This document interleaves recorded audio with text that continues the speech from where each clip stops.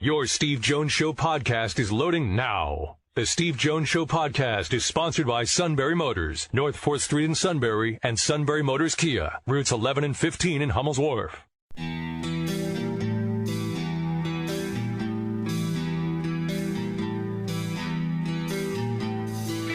Sports talk where your voice counts. This is the Steve Jones Show on News Radio 1070 WKOK. Now from the Sunbury Motors Studio, here's Steve Jones. Sunbury Motors, 4th Street in Sunbury. Sunbury Motors Kia, routes 11 and 15 in Hummel's Wharf, and online at sunburymotors.com. Ford, Lincoln, Kia, Hyundai. Great pre-owned inventory. Fabulous sales staff. Terrific service department, all at Sunbury Motors, 4th Street in Sunbury. Sunbury Motors Kia, routes 11 and 15 in Hummel's Wharf. And online at sunburymotors.com. By the way, before we get to our play-by-play call of the day and then the incredible Dan Baker, we wanted to pass this along to you. Penn State football players, student-athletes with a 4.0 spring semester GPA. These are all 4.0.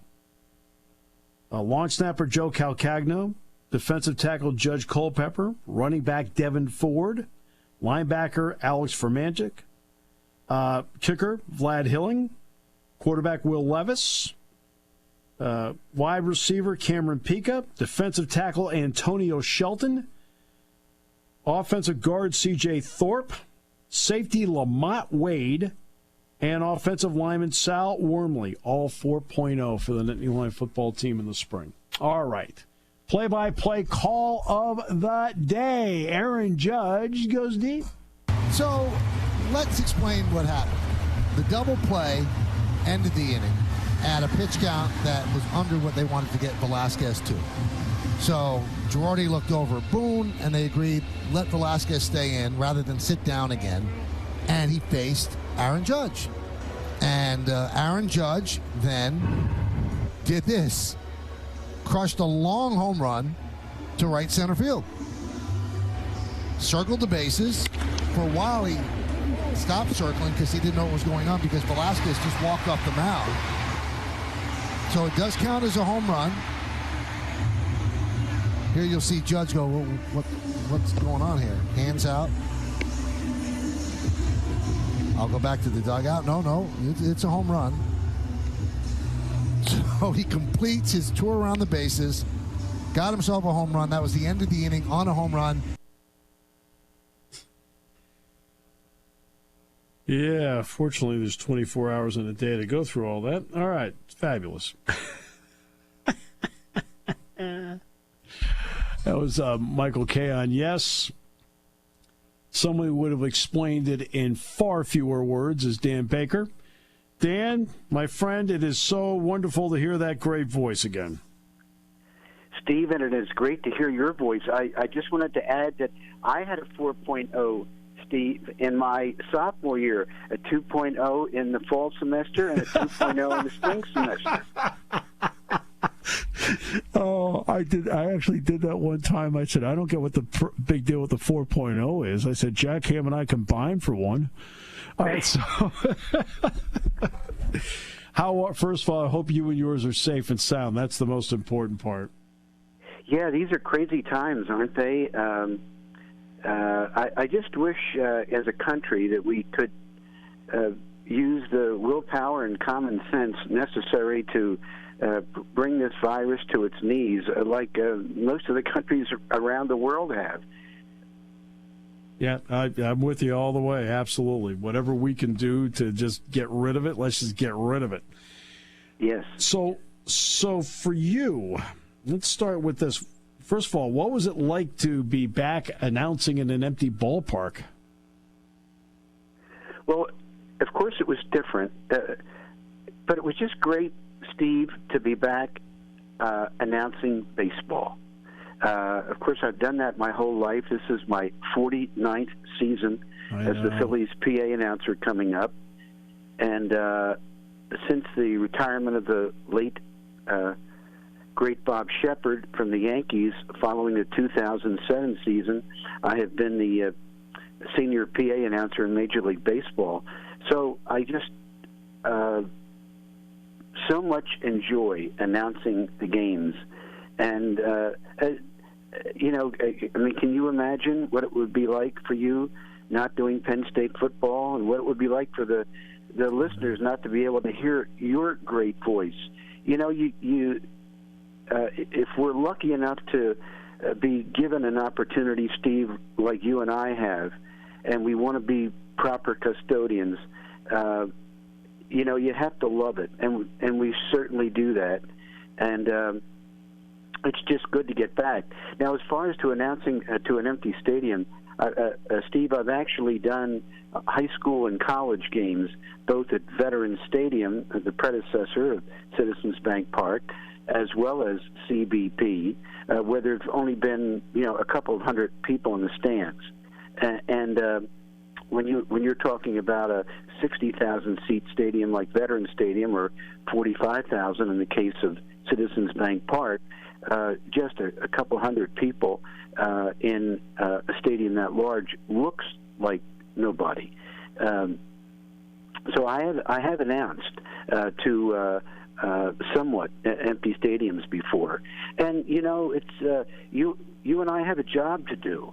We have a responsibility to pronounce those names correctly, to do it professionally, whether there's one person in the stands or whether there's a sellout. And I always keep that in mind. And I know from listening to you, and I think you know from listening to me, that while we like to emote and get excited when we're doing our things, you know, you don't want to err on the side of screaming and shouting and hollering to the point where people can't understand us, because we have a responsibility. We're providing a service. We're providing information to the fans. And if we're not conveying that accurately and concisely, I think we're doing a disservice to the fans. Well said. That is exactly what I'm going to quote you verbatim in my broadcast class. Now let's get to the actual setup in the booth. What have they done in that booth for you? Is it exactly the same as it was? Have they set up something differently for you there? What's it like? There's much less people. Normally, Steve, I'm in the scoreboard room, also known as Fanavision Control, which, for those who are familiar with Citizens Bank Park, it's on the 200. It's on the 200 level, which is also the press box level and the Hall of Fame seating level, and we're right behind section 212, which is about halfway between first base and the right field foul pole. And normally in our room, we have about 24 people working the game. You know, there's a couple of audio people, and there's a director, and of course, while the cameramen aren't in there during the game, they're based out of there. We usually have a half a dozen of those throughout the ballpark. And you know, we have graphics people, scoreboard operators, Chiron, animation people, replay, and not to mention technical people, and I'm leaving out, and please forgive me, others who are very important. But I just wanted to give you an idea, Steve and Matt, of the numbers. And but I did 4 intra-squad Phillies games last week, and then of course the Phillies-Orioles summer camp exhibition game Sunday night. And instead of 24 people in the room, we had maybe 6 to 8. So a much smaller staff, and everybody is spread out. And, of course, people are multitasking, you know. And the Phillies, like all of the other professional teams that I'm aware of, are doing their best to try to observe social distancing rules, masking rules. Everybody had a mask on except me, because you know, for me to announce, and just on and off, on and off, on and off, and in between innings I would put my mask on, and of course before the game starts I would be up there, you know, with my mask on, and after the game, as soon as the game is over, I put it back on. But yeah, it's much different. and it makes it a little more challenging because we don't have quite the assistance that we normally do. Like spotters and the like. They're also, Steve, you know how important they are for a play-by-play guy and also for a public address announcer, to help point out, who's on deck, a potential substitute, who's warming up in the bullpen. And, when you can anticipate, it makes it much easier when you have to make the actual announcement, when you know in advance who it's likely to be and where to go to get the information to announce him. What does Major League Baseball, returning as the first team sport, in your opinion, Dan, what does that do to the psyche of the fan? What does it do to the psyche of Philadelphia? Even though fans can't be there, but what do you think it does for the psyche of everybody just to have it back?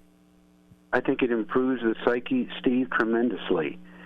Just to have a diversion in these challenging times. These are among the most difficult times I can ever remember. I think in many respects, Steve, we've been spared.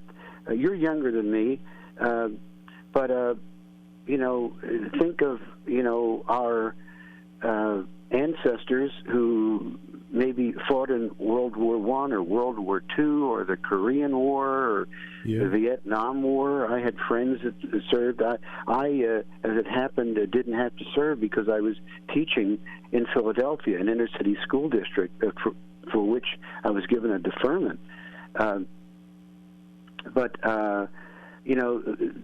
Many generations that preceded us made huge sacrifices, and of course they faced worldwide epidemics, that Spanish flu in 1918 that we've all heard about, and of course you can go back into the Middle Ages and some of the awful things that occurred then.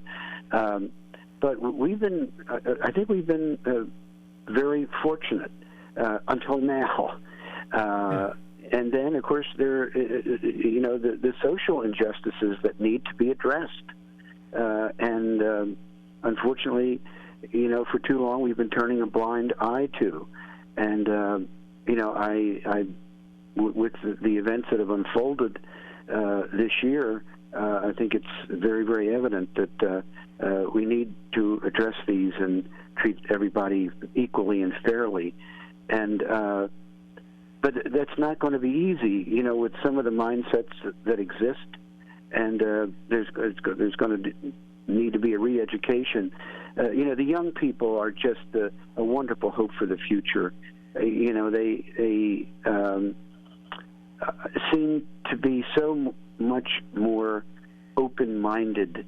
We're all subject to certain prejudices, that you learn in life, and maybe you incorrectly think this is the way things are supposed to be. And you have to learn these things, and many times we learn them, by ourselves. We see what takes place in life, and we can make value judgments as to what's right and wrong, and hopefully, we do more things right than we do wrong. As for the team in the season, it's going to be a National League East, American League East centric. There'll be a designated hitter. Dan Baker will have to explain in extra innings that the runner's being put on second base, and it was the last out of the previous inning. Now, in doing minor league baseball, it's a rule the last couple of years I personally am very familiar with. So, Dan, in a 60-game sprint, which is what this is, how exciting can this be? I think it can be very exciting. And, Steve, I apologize for getting off on a tangent, philosophical tangent, because I don't think that I fully answered the previous question that you asked about the positive effect on the psyche of Philadelphia sports fans who, like sports fans everywhere, needed something for a diversion with all of these challenges that exist, health-wise and socially. And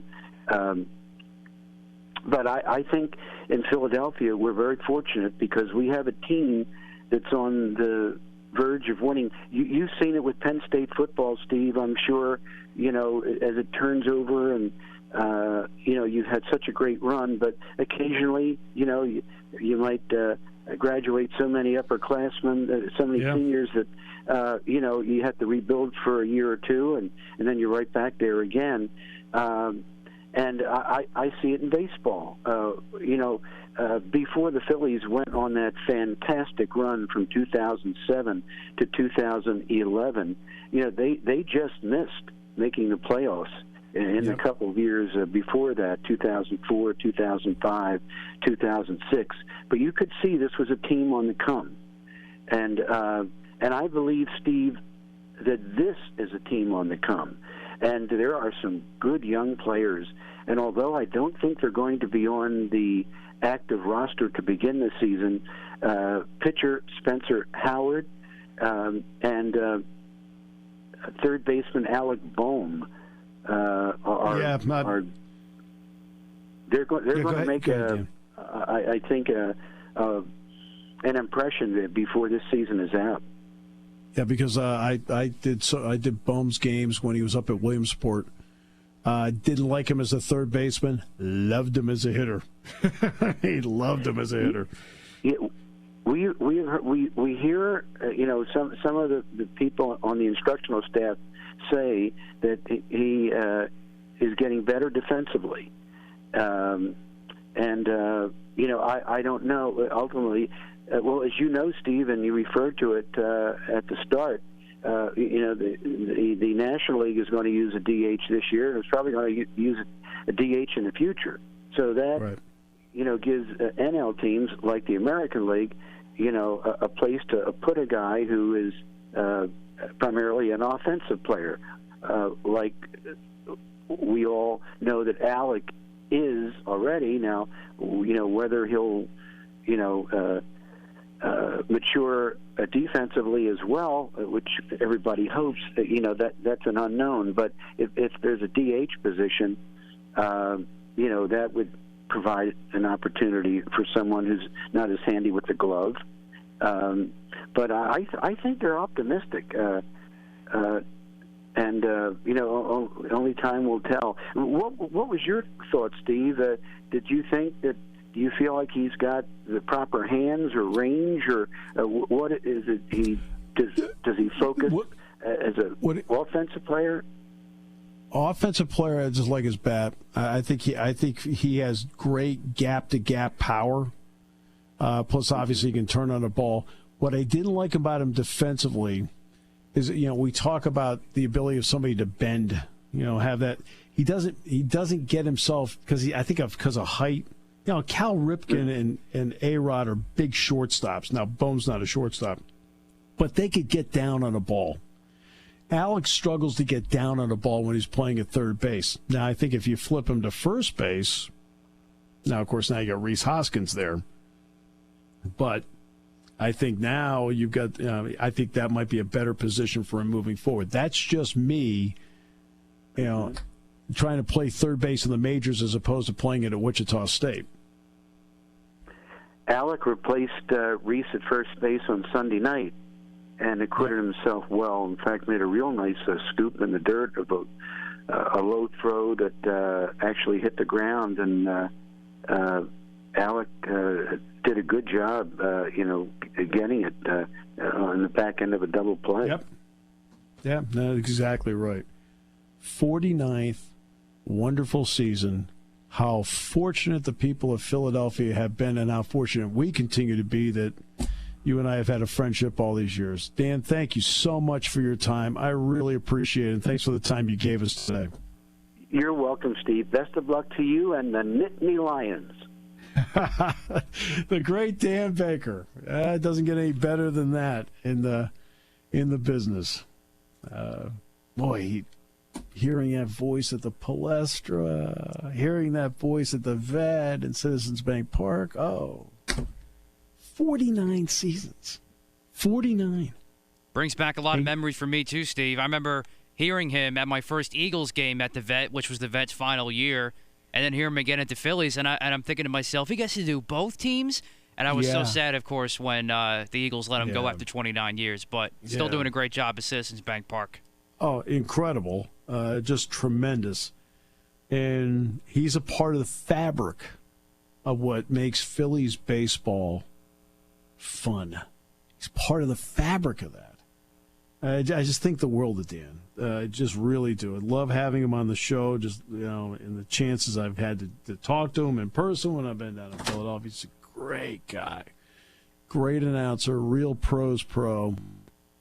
And an important part of the Citizens Bank Park experience. Very important. All right. Boy, I can imagine we get to next year, it'll be his 50th year. Wow. He says how lucky he's been. He's right, but how lucky the fans are. All right, and the club. We'll come back with more in a moment, brought to you by Sunbury Motors. WKOK. Taking your calls at 800-795-9565. This is the Steve Jones Show on News Radio 1070 WKOK. Now, from the Sunbury Motors Studio, here's Steve Jones. Sunbury Motors, 4th Street in Sunbury. Sunbury Motors Kia, routes 11 and 15 in Hummel's Wharf, and online at sunburymotors.com. Great product lines. Ford, Lincoln, Kia, Hyundai. Great pre-owned inventory. Fabulous sales staff. Terrific service department to take care of the life of your vehicle. It's all one-stop shopping. Sunbury Motors, 4th Street in Sunbury. Sunbury Motors Kia, routes 11 and 15 in Hummel's Wharf, and online at sunburymotors.com. Phil Steele in a moment. But just what we mentioned at the top, in case you missed it, 11 Penn State football student athletes with a 4.0 spring semester GPA. These are all terrific guys. I mean, you talk to them for 5 minutes, you can understand why they're 4.0. Joe Calcagno, long snapper. Kinesiology is his major. Judge Culpepper, defensive tackle, his major's history. Devin Ford, closing out his freshman year, is not declared a major yet, so he's in the Division of Undergraduate Studies, but Devin Ford, a 4.0. Alex Fermanik, linebacker, same story, Division of Undergraduate Studies. Vlad Hilling, the place kicker, his major is Russian. Will Levis, quarterback, major, finance. Wide receiver Cameron Pica, major, finance. Defensive tackle Antonio Shelton, who, by the way, he along with Cam Sullivan-Brown were terrific interns for us last year at Channel 3. Well, telecommunications is Antonio's major, and he got a 4.0 in the spring. Offensive guard C.J. Thorpe. Philosophy is C.J.'s major, 4.0. Lamont Wade. About 18 months ago, we're talking about him being in the transfer portal. He then comes back. He turns in a fabulous junior season. That was one of the better point A to point B improvements I've seen in a while here at Penn State from a player. Well, not only that, classroom 4.0, major for Lamont Wade, recreation, park, and tourism management. And freshman offensive lineman Sal Wormley. Like Devin Ford, still hasn't declared a major yet, thus in the Division of Undergraduate Studies. So congratulations to them. Well deserved. All right, now let's get into some meat and potatoes. College football, he is, in my opinion, the best of the business, and he works harder every year to continue to be the best in the business. That is Phil Steele. Phil, you and yours, I hope they're safe. It is so great to hear you again. Thanks for joining us. Absolutely, Steve. And how about yours? Everybody's great here. Thank you for asking, Phil. Appreciate that. Well, this is a Penn State football team. I know Jack Ham and I have said we are so anxious to watch play because we think they have so much. So let's get to a couple of basics, and then I'm going to get to a couple of players. What's your basic overview of Penn State heading into this one? Anybody in the Big Ten is going to knock off Ohio State. You got to think it's Penn State. And, I love the job that James Franklin's been doing building this team. I remember going over the team with him his first year, guys in the two deep were a couple of walk-ons here and there, and it was a thin team. And now you go over the team with Coach Franklin, it takes a good hour. We're going over every player on the team, and the three deep is not just players, but highly touted players. So this is an extremely deep team, talented team, experienced team. I'm excited about this year's Penn State squad. It's interesting you say that because I know that Jack Ham and I, when we have talked about, in fact, he's literally calling me right now. I'm not joking. He's actually calling on my phone. When we would go to practice in the 2000s, he'd say, "Hey, let's go and take a look at the third team linebackers first thing," because he wants to watch the linebackers. Well, right. then when we went to the troubled times, he said, "Boy, they can't get anybody in that first team hurt." Now we're back to looking at the third team guys again. See, that's how it's changed. And that goes with what you're saying. Yeah, 100%. And, like I said, going over the team with Coach Franklin through the years, each of the 7 years he's been there, this is by far the deepest team I've seen on the field at every position. And even the running back spot, you go there and you can go probably 5-6 deep at running back and with talented guys. I'm not talking about, a walk-on that's on the depth chart. I'm talking about talent at each of these spots that I'm talking about.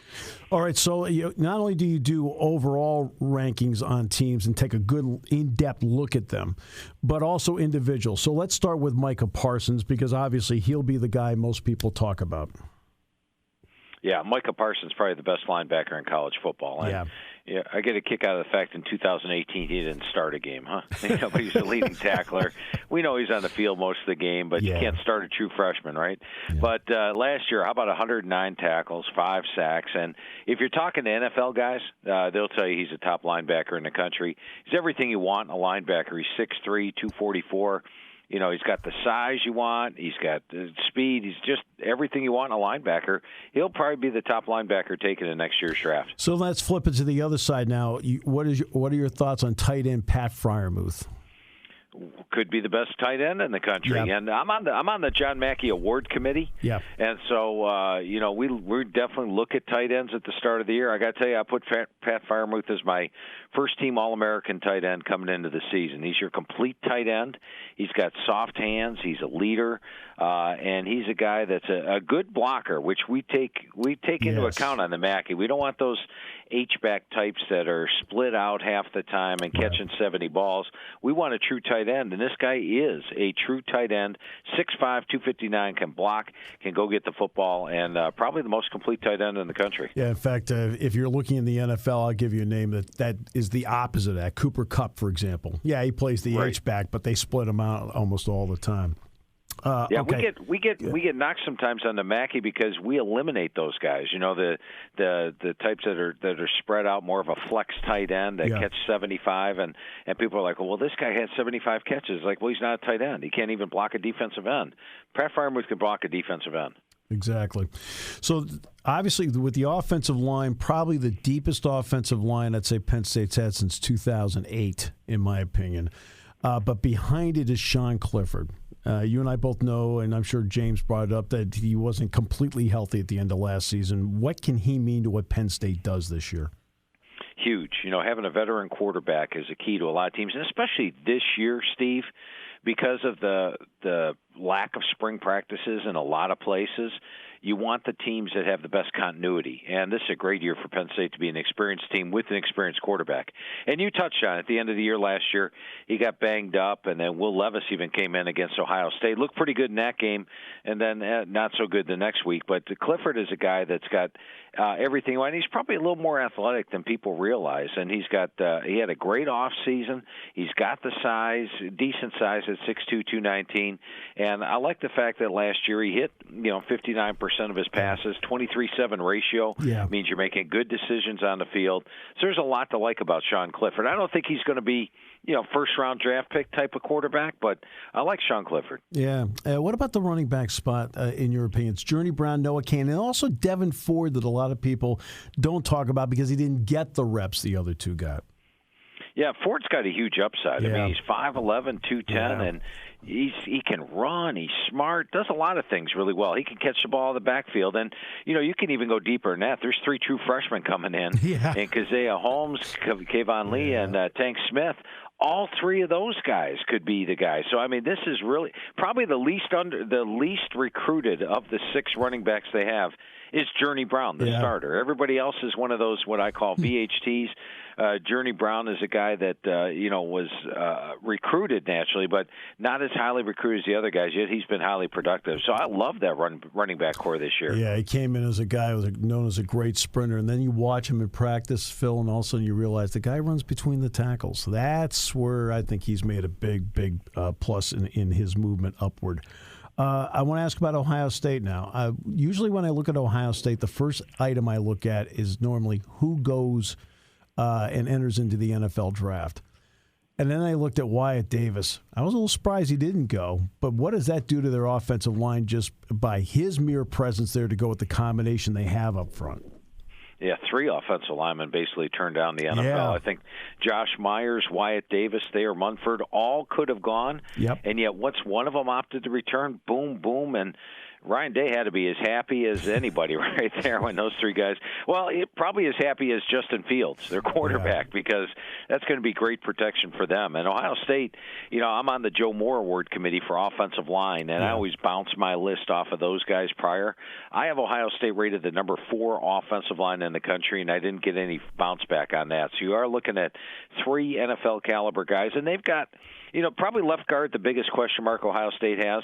I'm projecting Harry Miller steps in there, but it could be he or Paris Johnson or Matthew Jones. That's the one question they have on the offensive line, but that's a top-notch unit. Big difference from last year. Yeah, it is a big difference from last year. No question about that in the way they play. I really was big on J.K. Dobbins. I think we're pretty much on the same page when it comes to what we thought of J.K. Dobbins. But the transfer from Oklahoma, what does that do to the backfield, especially because Master Teague would not have been able to go during the course of the spring? We know that. So what does that mean? I think it was necessary because that's really my biggest question mark on this year's Ohio State team is running back and running back depth. Now, Sermon coming in is nice. Master Teague, we don't know if he's going to be ready for the season or not with the Achilles. You got DeMario McCall could switch over from slot back, Marcus Crowley, Steele Chambers. But, last year they not only had J.K. Dobbins, they had a 100% Master Teague. So no matter who they hit you with, they were dangerous. That is my biggest question mark on Ohio State there. And ironically, I'm going to say it's their Achilles heel. You get my drift. Yeah, I get your drift. I get your drift because when Master did come in, not many reps against Penn State in that Penn State game because Dobbins played so well. But Dobbins needed a break once in a while. Teague played really well, and yes, I get it on the Achilles heel. He had 789 yards last year, 5.8 yards a carry. He was dynamic. He was dynamic. I've got to get to Michigan here within this. Shea Patterson has held the fort down at quarterback the last 2 years. The one element that surprised me about Jim Harbaugh and his tenure there has been so far his inability to actually recruit his own guy and then develop his own guy. Does he potentially have that now in Dylan McCaffrey, in your opinion? Yeah, and I think McCaffrey and Milton battling it out for the job. Both guys, though, have the size you want. They've got the mobility you want, and I think they're going to be upgraded at the quarterback spot. I do think with Michigan, their window to win the Big Ten East was probably last year. Yes. Might have closed a little bit this year. They only have 5 returning starters on each side of the ball. I think the East is Ohio State, Penn State, and then it'll drop off to a Michigan and an Indiana. Watch out for the Hoosiers. Yeah, I agree with you. I agree with you about Indiana. Indiana's very quietly built some depth on that football team. And you know where I think they built it? And I'd like your opinion on this, Phil. I think they built it in the trenches.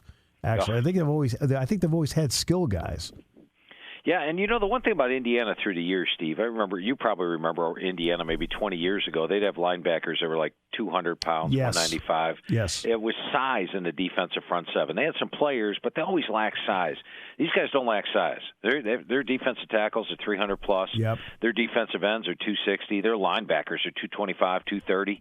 This is a good size, deep defensive front seven. Tom Allen's doing a good job recruiting there. And even on the offensive line, they've got 3 guys that maybe even have NFL potential in Harry Kreider, Matthew Bedford, and Caleb Jones. So I agree with you 100%. Tom Allen's a defensive guy. He's going to try to build the line of scrimmage. He's done that. This is a dangerous Indiana team that I think's got a chance of sneaking past Michigan this year. Yeah, and I I don't doubt that. I think I agree with you about that, especially with Michael Penix, a quarterback. He gives them a different dimension. I know Peyton Ramsey, I think, is going to help Northwestern. A lot. Yeah. By the way, you want to know the irony, Phil? I was in Evanston. It was the last game I did. It was Penn State Northwestern. I'm in the lobby, getting ready to go up to my room, grab my bag, go down. Who am I standing talking with in the lobby? Peyton Ramsey, who was there visiting to make his commitment. That is ironic. That is something. Yeah. And they're a good football team. They're on Penn State's schedule. What do you think of Northwestern? Because last year they could not move the ball, but they could stop you, especially with their linebackers. Yeah, and I'm glad you pointed that out because not a lot of people realize Northwestern had a good defense last year. They only gave up 336 yards per game. They got 9 starters back on defense. Patty Fisher is in, his 15th year there at the linebacker spot. And, they've got Sammed-Up Miller, Ernest Brown up front. In the secondary, Greg Newsome at corner, J.R. Pace at safety. This is a very good Northwestern defense. And offensively, that was their problem. I mean, they were almost Rutgers-like on offense. They only averaged 16 points per game last year. Peyton Ramsey's a big upgrade. And then you look at the offensive line. Going over with Coach Fitzgerald, they're an offensive line that's solid. Rashawn Slater at left tackle, he's got a guy that could come out, or when he comes out this year, he could be a second-round pick. And the receiving corps is improved. The running backs are solid. I'm very bullish. I've got Northwestern ranked as my number 2 most improved team in the country. And remember, Pat Fitzgerald was 15-1 in Big Ten play heading into last year. Yes. And so it's my typical stock market bounce where, everything that could go wrong went wrong last year. With that defense, they're going to be a contender in the West. Yeah, I agree with that completely because, there's certain things that travel with you. Your defense travels with you. If you got a really good running game, it travels with you. All right, and absolutely, and they've got that. A team that Penn State will eventually have to deal with in this thing is Nebraska.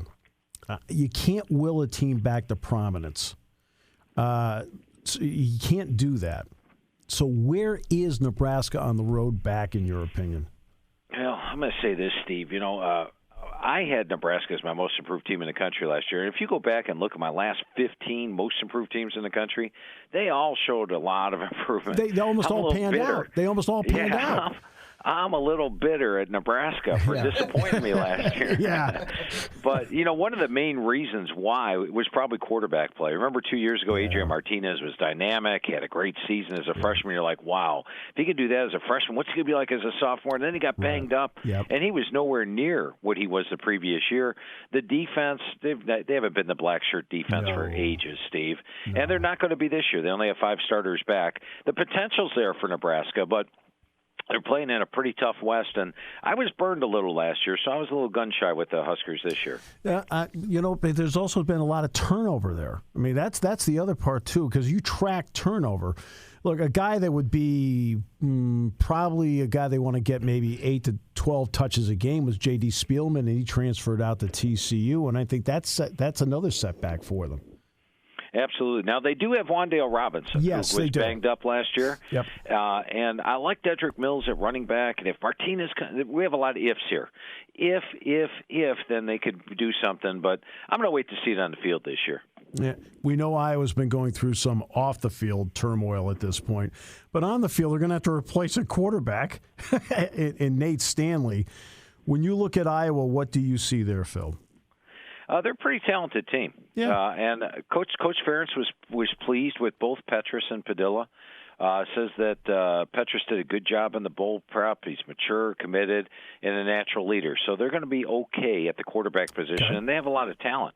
And when you look at Iowa, the one thing that stands out is last year their 3 losses, 7, 5, 2 points. Yeah. That means you're basically 3 plays away from being undefeated last year. They were really good. Now, my other question would be, what Kirk Ferentz do, the Big Ten schedule maker? They not only draw Ohio State and Penn State out of the East, they play them both on the road. I know. Oh, they play them both on back-to-back weeks. Oh, both Ohio State and Penn State are off a bye. Get serious. That's a pretty tough 2-game stretch there. Other than that, they'd be a contender, I think, in the West. And I think they will be a contender. But how do you draw a schedule like that? If I'm Gary Barta, I'm making a phone call saying, "Can I discuss something with you?" just for a moment. I think a couple issues. Who would you have in your Final Four when it's all said and done nationally, Phil? Oh, I'm going way out on a limb here, Steve. I'm taking Ohio State in the Big Ten. Oh, okay, I'm going with Clemson in the ACC. Yeah, okay. Alabama out of the SEC. Can I write these down? Yeah. Feel free. Yeah. Oklahoma out of the Big 12. So I'm sticking my neck way out there this year. Okay. Phil, when did you become so daring? Yeah, I'm a risk taker. What can I say? Oh, my goodness. I'm going to throw one team out, though. I'll give you my number one surprise team, okay? A non-top 10 team I think can contend for the playoff. Good. And I'm going to go with Texas A&M. Now, last year when I'm talking to Jimbo Fisher and going over the team with him, two things really stood out. Number one, they're playing a hellacious schedule. As it was, they took on the number one Clemson when they were number one ranked, number one Alabama when they were number one LSU.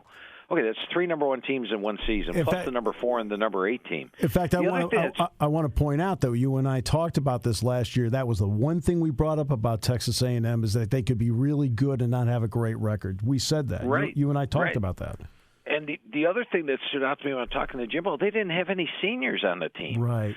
And it's like, wow, this is a young team playing a brutal schedule, so they may not be better record-wise. Now, what happened this year? Well, guess what? 17 returning starters, a veteran senior quarterback in Kellen Mond. Yep. They've got my number 13 offensive line, number 12 defensive line, number 9 linebackers, number 6 DBs, and their schedule drops to number 66. They might play one top 10 team this year. So much better schedule, much more experience. And LSU had to go through Tuscaloosa to win that West last year. Sure did. A&M's got to go through Tuscaloosa this year. But if they can get that one game, watch out. A&M could sneak into the playoff like LSU did last year, except it'd be a bigger thing because A&M's not going to be in anybody's top 10. Right, exactly. It would be one of those thunderous moments for the SEC. Phil, it is always a pleasure. I can't thank you enough for the time that you give us. So generous. Yeah, we should do this again, Steve. It was a lot of fun. I don't think we touched on a lot of topics, so let's do this again in a couple of weeks. Let's do it in a couple of weeks. I agree with that because there's a lot of topics we have to get to outside the Big Ten. Phil. Yeah, and can I throw one thing out, Steve? Please. If you're out there looking for my magazine this year, we did two things completely different. We really limited the distribution. So we went from printing 200,000 copies to 50,000 copies. And the only places you can get it are Barnes & Noble and Books A Million. So if you go to Barnes & Noble and Books A Million, there are exclusive dealers this year. Or you could go to our website, which is philsteele.com. But those are the only places. So don't bother going to Walgreens and Publix and all those other places out there. Barnes & Noble, Books A Million, philsteele.com. And we got 2 Barnes & Noble outlets right here in the State College area. Awesome. Perfect. Awesome. Phil, thank you. Look forward to talking again in a couple of weeks. That was great. Sounds great, Steve. Looking forward to it as well. Thank you. Trade in and trade up at Sunbury Motors Kia.